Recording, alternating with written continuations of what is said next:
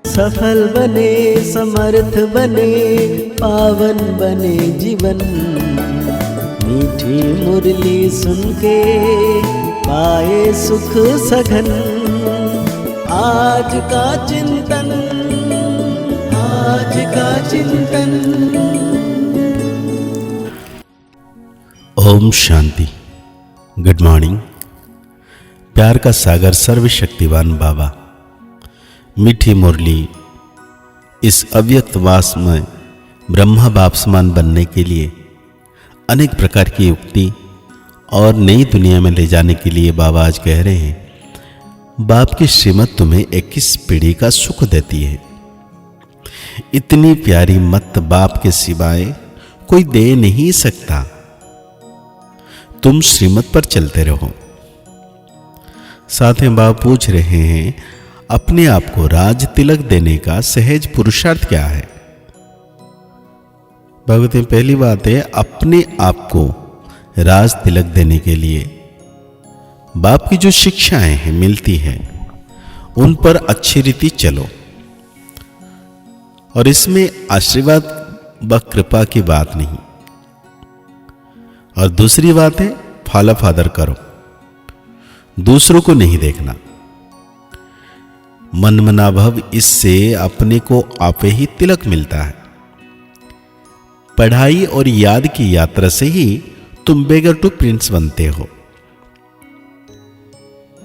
बाबा ने बहुत प्यारा सा गीत याद किए हैं, ओम नमः शिवाय, ओम नमः शिवाय। भगते ये जब बाप और दादा ओम शांति कहते हैं तो 2 बार भी कह सकते हैं, क्योंकि दोनों एक में है। एक है अव्यक्त, दूसरा है व्यक्त, दोनों इकट्ठा है।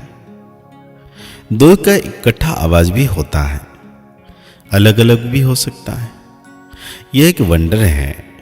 दुनिया में यह कोई नहीं जानते कि परमपिता परमात्मा इनके शरीर में बैठे ज्ञान सुनाते हैं। ये कहां भी लिखा हुआ नहीं है।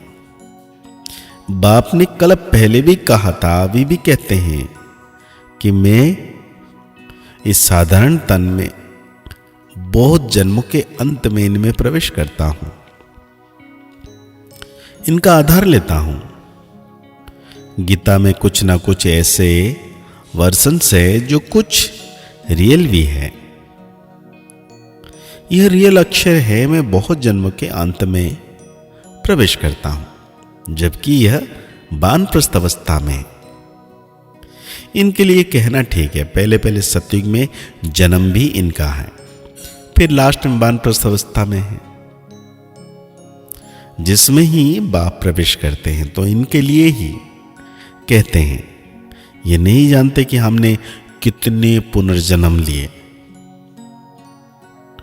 शास्त्र में 84 लाख पुनर्जन्म लिख दिया जाता है। यह सब है भक्ति मार्ग। इनको कहा जाता है भक्ति उल्टा।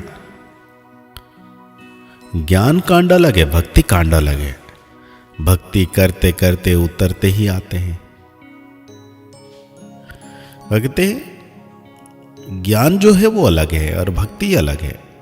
अभी क्या मिलता है? ज्ञान, जिससे सद्गति होती है आत्मा की। बाबा आते ही है नई राजधानी स्थापना करने।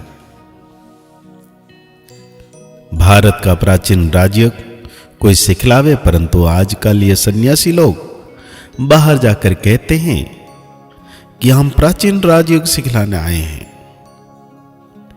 तो वो भी समझते हैं हम सीखे, क्योंकि योग से ही पैराडाइज स्थापना हुआ था। बाप समझाते हैं, योग बल से तुम पैराडाइज के मालिक बनते हो। पैराडाइज स्थापना किया है ना बाप ने। कैसे स्थापन करते हैं वो नहीं जानते। यह राजयोग रूहानी बाप ही सिखलाते हैं, जिस्मानी कोई मनुष्य सिखला ना सके। आजकल एडिटरेशन करप्शन तो बहुत है ना, इसीलिए बाप ने कहा है मैं पतितों को पावन बनाने वाला हूं। जरूर फिर पतित बनाने वाला भी कोई होगा। अभी तुम जज करो। बराबर ऐसा है ना, बाप जो कहते हैं मैं ही आकर सभी वेदों शास्त्र आदि का सार सुनाता हूं, ज्ञान से तुमको 21 जन्म का वर्षा मिल जाता है। बाबा कहते हैं ये बाप को तो याद करते नहीं, तो उनको यह महामंत्र मिलता है। यह महामंत्र बाप ही आकर संगम पर देते हैं, मन मना भाव। सर्व का सदगति दाता बाप एक ही बार आकर मन मना भाव का मंत्र देते हैं। बाप कहते हैं बच्चे, देह सहित देह के सब धर्म त्याग, अपने को अशरीरी आत्मा समझ मुझ बाप को याद करो। कितना सहज समझाते हैं। रावण राज्य के कारण तुम सब देह अभिमानी बने हो, अभी बाप तुमको आत्मा अभिमानी बनाते हैं। अपने को आत्मा समझ मुझ बाप को याद करते रहो, तो आत्मा में जो खाद पड़ी है वो निकल जाए। सुत प्रधान से सोतों में आने से कलाएं कम होती है ना, सोने की भी कैरेट होती है ना। अभी तो कलयुग अंत में सोना देखने में भी नहीं आता। सतयुग में तो सोने के महल होते हैं। कितना रात दिन का फर्क है। उसका नाम ही है गोल्डन एज्ड वर्ल्ड। वहां ईंट पत्थर आदि का काम नहीं होता।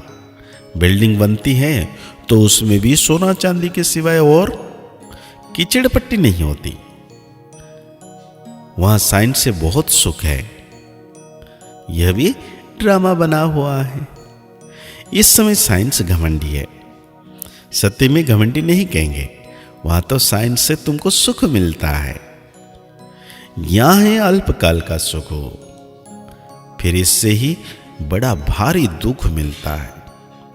बम्स आदि यह सब विनाश के लिए बनाते ही रहते हैं। बम्स बनाने के लिए दूसरों को मना करते हैं, फिर खुद बनाते रहते हैं। समझते भी है इन बम से हमारी ही मौत हो, फिर भी बनाते रहते हैं। बाबा कहते हैं बुद्धि मारी हुई है ना, यह सब ड्रामा में नूंद है। ज्ञान से होती है सदगति। इस नल से तुम संपत्तिवान बनते हो। तुम कोई भी मंदिर में जाएंगे तो झट समझेंगे ये किसका यादगार है।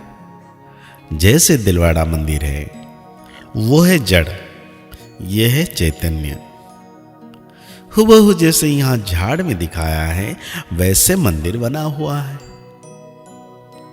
नीचे तपस्या में बैठे हैं, ऊपर छत में सारा स्वर्ग है। बहुत खर्च से बनाया हुआ है। और यहां तो कुछ भी नहीं है। भारत 100% सल्वेंट पावन था, अभी भारत 100% पतित है, क्योंकि यहां सब विकार से पैदा होते हैं। वहां गंदगी की बात नहीं होती। सतयुग में गरुड़ पुराण में रोचक बातें सब विकार से पैदा होते हैं, वहां गंदगी की बात नहीं होती। लेकिन गरुड़ पर में इसलिए लिखी है क्योंकि मनुष्य को सुधरे, परंतु ड्रामा में मनुष्य को सुधरना नहीं है। अब ईश्वरीय स्थापना हो रही है। ईश्वर ही स्वर्ग स्थापना करेंगे ना, उनको यह हवेली गॉड फादर कहा जाता है।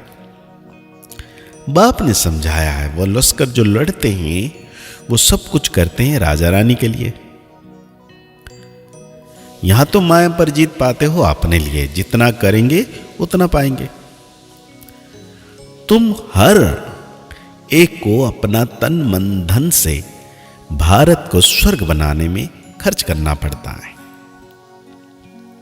तुम सब हो वॉरियर्स। तुम्हारी लड़ाई है रावण से, कोई मनुष्य से नहीं। नापास होने के कारण 2 कला कम हो गई। त्रेता को 2 कला कम स्वर्ग कहेंगे। पुरुषार्थ तो करना चाहिए ना, बाप को पूरा फॉलो करने का। इसमें मन बुद्धि से सरेंडर होना होता है। तो आज बाबा धारणा के लिए कह रहे हैं, अविनाशी ज्ञान धन का दान कर महादानी बनना है।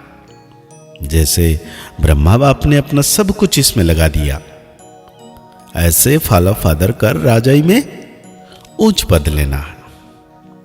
सजाओं से बचने के लिए ऐसा योग कमाना है जो कर्मातीत अवस्था को पाले।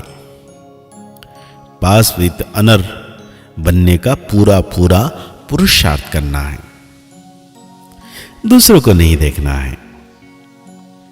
आज बाबा वरदान दे रहे हैं, कड़े नियम और दृढ़ संकल्प द्वारा अलबेलापन को समाप्त करने वाले ब्रह्मा बाप समान अथक भव। ब्रह्मा बाप समान अथक बनने के लिए अलबेलापन को समाप्त करो। इसके लिए कोई कड़ा नियम बनाओ, दृढ़ संकल्प करो, अटेंशन रूपी चौकीदार सदा अलर्ट रहे, तो अलबेलापन समाप्त हो जाएगा। पहले शो के ऊपर मेहनत करो, फिर सेवा में, तब धरनी परिवर्तन होगी। अभी सिर्फ कर लेंगे हो जाएगा, इस आराम के संकल्प के डनलप को छोड़ो, करना ही है। यह स्लोगन मस्तक में याद रहे तो परिवर्तन हो जाएगा। तो आज बाबा हम बच्चों को स्लोगन दे रहे हैं, अपनी शक्तिशाली मनसा द्वारा सकाश देने की सेवा करो। जितना जितना समय समीप आता जा रहा है उतना व्यर्थ संकल्प ही बढ़ रहे हैं, लेकिन यह चुक्त होने के लिए बाहर निकल रहे हैं। उनका काम है आना और आपका काम है उड़ती कला द्वारा, सकाश द्वारा परिवर्तन करना। घबराओ नहीं, उसके सेक में नहीं आओ। तो आज के मुरली के अनुसार हम सो मान लेंगे, मैं ब्रह्मा बाप समान अथक सेवाधारी आत्मा हूं।